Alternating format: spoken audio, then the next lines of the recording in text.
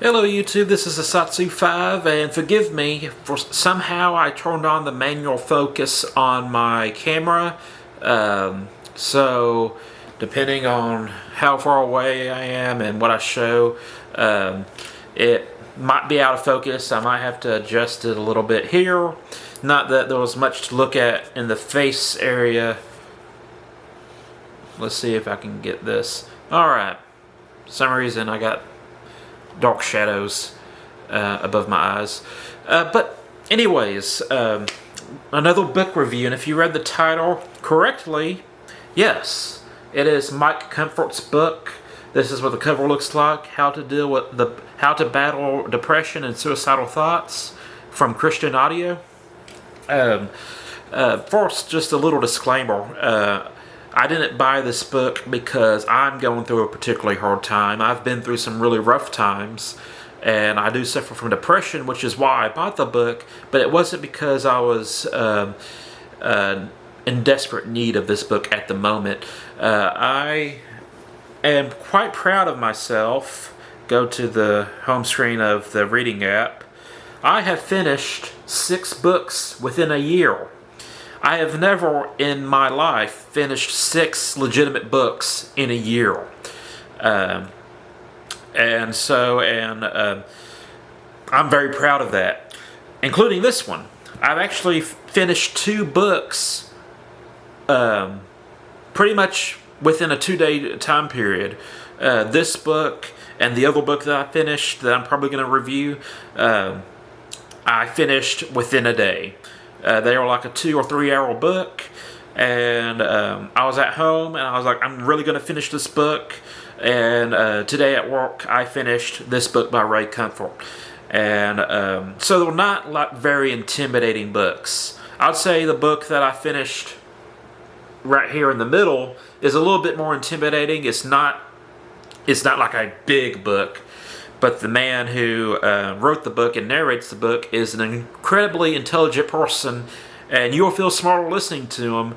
But he is, sometimes, he goes into Super Saiyan Professor mode. And so I really think I should listen to the book again to fully grasp what I read. And keep in mind, when I say read, I'm talking audiobooks. I am reading a book manually at the moment, which I'll talk more about later. But I'm severely dyslexic, so reading books is very difficult for me, and I'm very dyslexic, a little ADD. It's hard for me to focus to read a book manually. But since getting audiobooks, I've been really enjoying books. I've been saying for years that I love books, but I hate getting the information out of them. It's not a fun process. Even books that I genuinely enjoy, it's a battle to force myself to finish the book. One of the hardest books I've ever finished, that I'm kind of proud of that I finished it, but retained very little of it. And now I can't even access it because of Amazon, not Amazon, but what is it? The Kindle license thing, it took it away from me. I bought the book, but they took the book away from me because I downloaded the Kindle app on so many devices. And so every time I got to get a new phone, I download my apps to the new phone. And it just so happened that book ran out of some kind of license thing, and it took the book away from me, and I was very irritated at that. But anyways, back on subject, I suffer from depression, sometimes pretty badly. And it's not as big of an issue as it was in the past. I still have bad days and stuff, but something that I'm going to say that was a little bit disparaging to me, or I don't know if that's the correct word, that's just the word that came out. It was very defeating for me, was when I told my doctor that, hey, I can get out of bed, but I'm still not happy. But when I'm taking the medicine, I can get out of bed, I can do stuff, and it allows me to laugh at funny cat videos on the internet and enjoy sunsets. But I still wasn't happy. And he said, well, that's good. The medicine's working. You can get out of bed and you can enjoy sunsets. Which By the way, I still enjoy sunsets, but with a completely different outlook. It is something that when I go to the beach, I often look forward to seeing the sunset. It's something that I take photos of and post on Instagram. But anyways, back on the subject, this book is written by Mike Comfort. Not Mike, but Ray Comfort. By the way, it's his real name, Ray Comfort, and they actually joke about that in the book. But it's a fictional dialogue between Ray Comfort and a person who's on the Golden Gate Bridge that wants to jump. Ray Comfort goes to talk to him, tries to talk him down, and they get in this big discussion, and good things happen. But it is a fictional discussion. It didn't really happen, but the guy who the only real character in the book is Ray Comfort, and that's his real name. And they say, and the suicidal guy says, "Ray Comfort, is that a stage name?" He's like, "No, although it is fitting." But anyways, they get in this discussion, and they talk about what's troubling the young man. They talk about God. They talk about the problem of evil. They talk about hypocrisy. They talk about all these subjects that are very good subjects to talk about, because it's true. There is a apparent problem of evil in the world that needs to be addressed. There's hypocrites who say they believe one thing, but they do another. And this young man that's on the bridge is very hurt. He explains that after his father left and all these things happened, that he got into drugs, then he started stealing, and then he started losing his friends because he's stealing and doing drugs and stuff. And he claims that he's an atheist, and he believes that you should have the right to choose when you die and stuff. Some very dark things. And Ray Comfort comes to minister to him, and tells him about how he is valuable, and that he obviously talks about Christ and with the sacrifices he's done and stuff. And to tell you something that I sometimes have to tell myself is that Jesus died for you. You are a treasure to him. This is something I legitimately say to myself sometimes when I'm having a bad day. But anyways, like I said, in my book reviews, I never read the book to you. I just give you a brief description of what the book's about. And good things happen in this book. And the book is titled, let me pull it up because I can misquote anything within 5 seconds. But it's How to Battle Depression and Suicidal Thoughts by Ray Comfort. And this book can serve a couple different purposes. Not the fish, but the porpoise. I can't say that word correctly because I have a speech impediment. But this could be a manual on how Christians can minister to people with depression. You pretty much see the steps within this book, talking to someone, building a relationship with someone, gaining trust, and so on and so forth. And not what just to do to fix the situation in the here and now, but how to maintain and continue to minister after the darkness leaves and stuff. So it's really a good manual on how to do that. And so it's not just for someone like me who suffers from depression to read. Okay, it's not just a self-help book, but it's a help others book, in my opinion.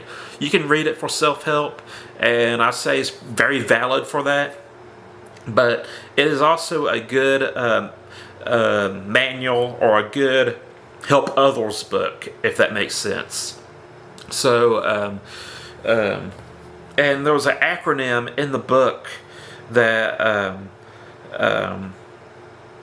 for the word Bible that I can't remember for the life of me. That was just it really summed up the Bible in a pretty unique way. Um, but I can't remember it, and it's an audiobook, so I can't look it up specifically. So that's a shame. But anyways, I wanted to show this book to you, give it a little bit of exposure. Of course, if you suffer from depression, I would say go ahead and read the book. It might put things in perspective for you.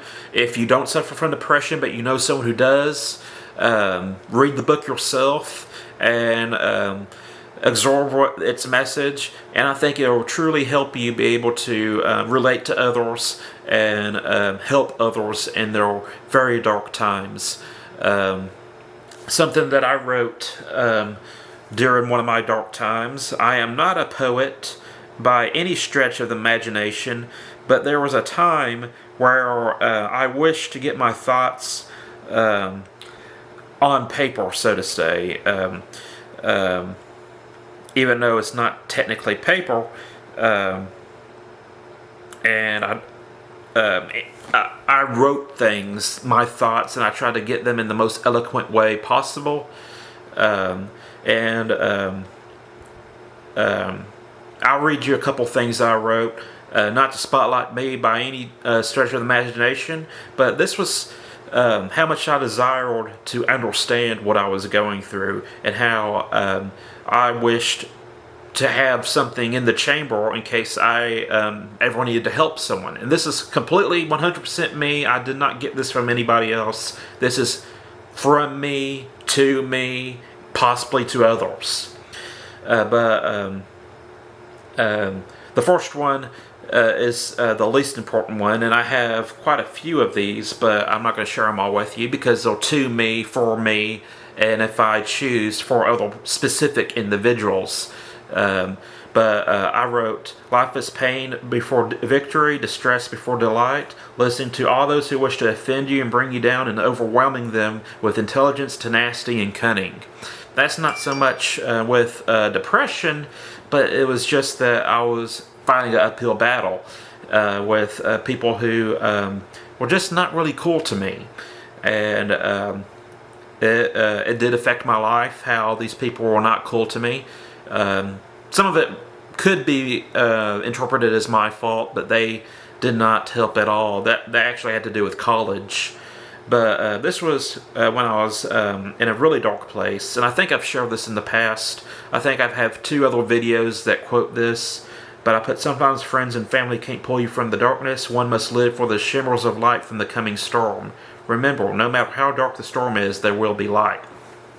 And to dissect this a little bit more, sometimes people who you think should be able to help you, and they honestly do want to help you, but sometimes it's weird. Sometimes it's easier to open up to strangers, like a hairdresser, for example. I often joke that I can't afford a shrink, so I have a hairdresser. And I'm going to try to focus this, and I'm not doing that good of a job. But sometimes it just takes the right person to open up to, and sometimes that isn't your best friend, sometimes that isn't your family member, sometimes they can't help you, like it or not. Sometimes that's just the case. They can't pull you from the darkness. You must live for the shimmers of light from the coming storm. And what I mean by this is, when there was a bad thunderstorm, it gets very dark. Obviously, it's raining, it's thundering, but it's also lightning, and it will illuminate. You'll be able to see things. So look for those little moments of clarity, and you'll be able to see the greater picture. And remember, no matter how bad the storm gets, there will be lightning, and it will eventually stop, and you'll be able to see things even more clearly. So those were like 2 of the many things I wrote, and I say many, it's probably a half page of individual things I wrote, and that was how I coped for a X amount of time in my adult life. But as much effort as I put into articulating these things. And in fact, what I did was I would write these things, and I would write them in such a way that I could translate them into Latin. And just kind of tell you how bad it was, I would translate it to Latin and then post it on Facebook and see who would take the time to translate it. And I had one person say, hey Austin, what's that? And I said, it's for anybody who has the ability to read it. And and I meant that. Everybody had the ability to read it. Not that they knew Latin, but everybody had access to Google Translate. And I purposely worded my poetry, whatever you want to call it, prayers. I potentially wrote it in such a way that it translated very easily to Latin. And then I'd post it on Facebook into Latin and wait to see if anybody would translate it to see what was up. And no one ever did, because I didn't ask for anybody to help me. It was a very lazy way of asking for help, I guess. But nothing beated me begging to God. I've had my testimony story, but like I said, I can't remember if I mentioned what I've mentioned in my testimony story. I think I remember telling you that I prayed for God to forge me into a better person, and I think I did mention this. And a little bit later, I ran out of my depression medication, got in a very bad way, and it was a very internally violent thing. Forging, you're heating up metal, you're banging it, you're shaping it, is a very violent and hostile environment. You're heating up the metal, you're bashing it into shape, and then you're heating it up again and cooling it really quickly to make a beautiful piece of artwork, whether it be a knife or axe or any kind of other sculpture or ironwork. But you've seen what master bladesmiths do, and you see what the people in Forged in Fire do. It's a very hostile environment for that piece of metal, but what comes out is very beautiful. Hopefully, if the bladesmith knows what they're doing and isn't struggling. But like I said, I asked God to forge me into a better person, and that's what happened. I was put in a situation that I thought I couldn't handle. I ended up begging to God, and something very beautiful came out of it. So that's it. That's the video. I know I didn't talk about the book indefinitely, but it was a good book. And the only bad thing I have to say about the book is that it was not narrated by Ray Comfort. Ray Comfort, you can look him up on YouTube. He's featured on Living Waters' YouTube channel. He does evangelism, and you can watch him interact with people. And he has this very soothing voice. He's either from Australia or New Zealand, I can't remember, but he lives in California now. And he just has one of those voices that you just want to listen to, and that sounds very sincere.